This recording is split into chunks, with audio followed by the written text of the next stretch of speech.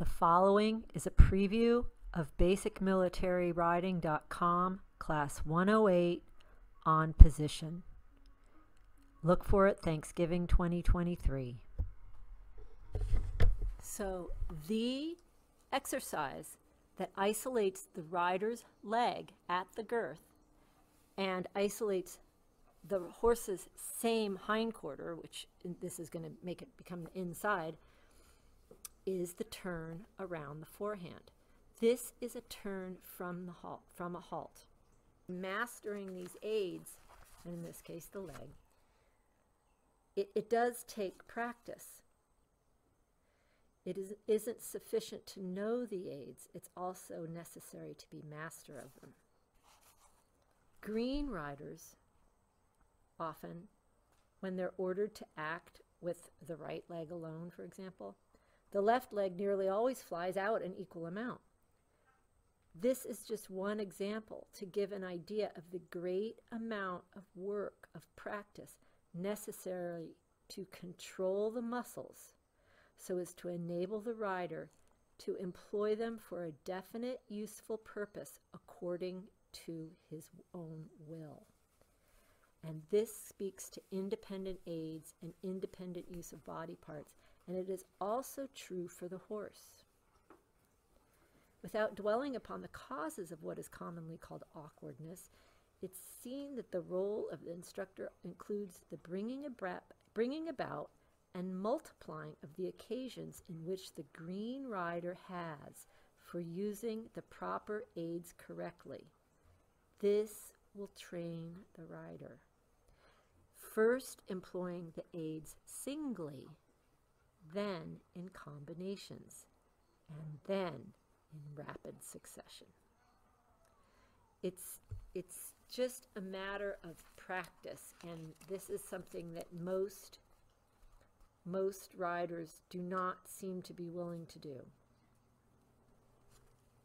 So now we're going to be talking specifically about the leg at the girth. The leg at the girth should cause the hindquarters of the horse on that same side to act. And we want to train it so that only that hindquarter on that same side acts. And so that means the rider has to isolate his aid, and he has to teach the horse to isolate the effect of it.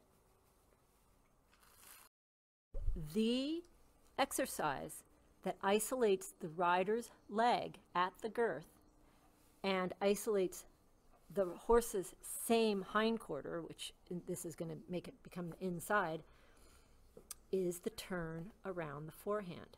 This is a turn from a halt. It's a calibrating exercise, and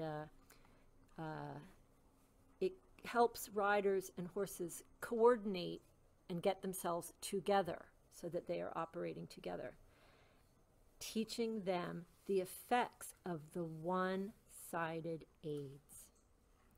First of all, the horse being on the bit, the rider's weight is transferred to the inside, so the horse is then flexed a little bit that direction, and the rider shortens his inside rein commensurate to the amount of engagement that the horse yields. And then the inside leg at the girth, in this case the right leg, is applied, causing the horse's hindquarters step by step, so it's leg on, off, step by step around the forehand until the turn is completed. The horse's inside hind leg should cross in front of the outside one. Becomes more and more refined as we go along, as we practice. And it will make a schooled leg.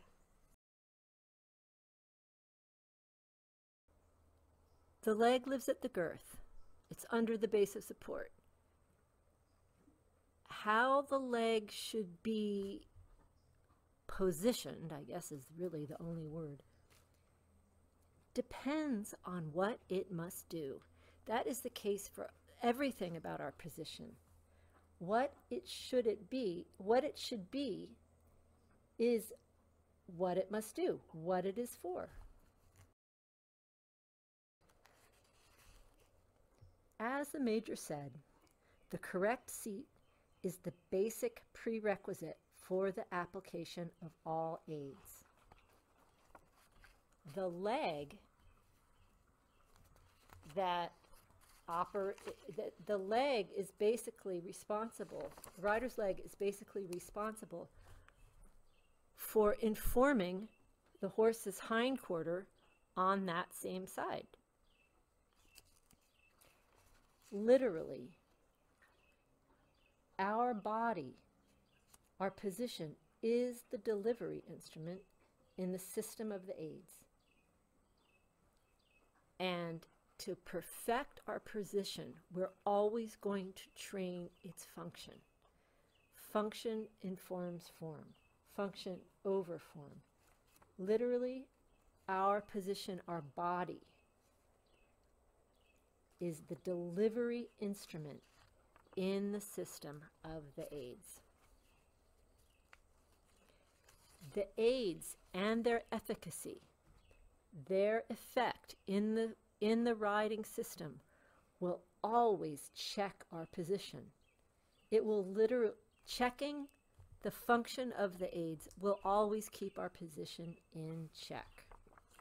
Practicing the aids will perfect the rider's position and will calibrate them to the horse's response. We never are going to be using aesthetics to design our position. We're always going to use the function of them to perfect position.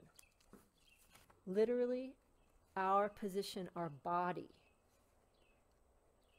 is the delivery instrument in the system of the aids.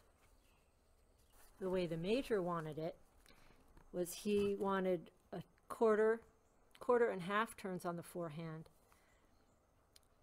and he used it in almost every training situation all the way up to Grand Prix, and whenever the horse doesn't pay attention to or respect the rider's inner leg at the girth. It checks the horse's attention for the leg at the girth. And so in every corner of a 15-meter square, the rider performs a quarter turn on the forehand.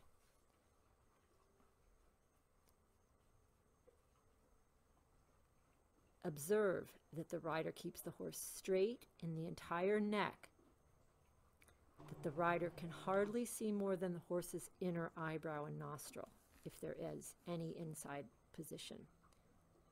That the influence and efficacy of the outer rein keeps the horse from collapsing in the base of his neck or bulging out his outer shoulder.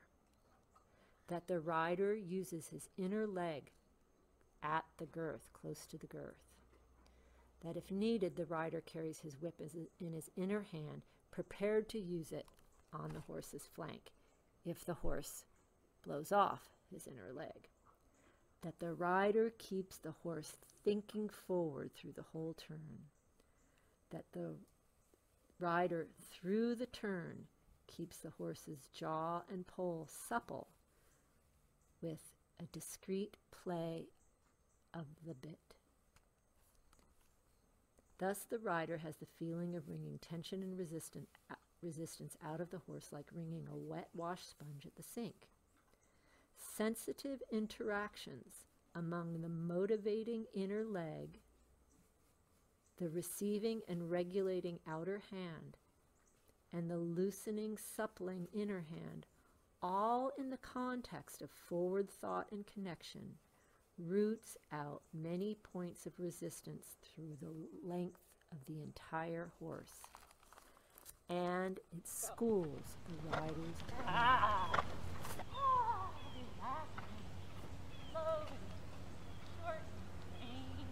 straight line.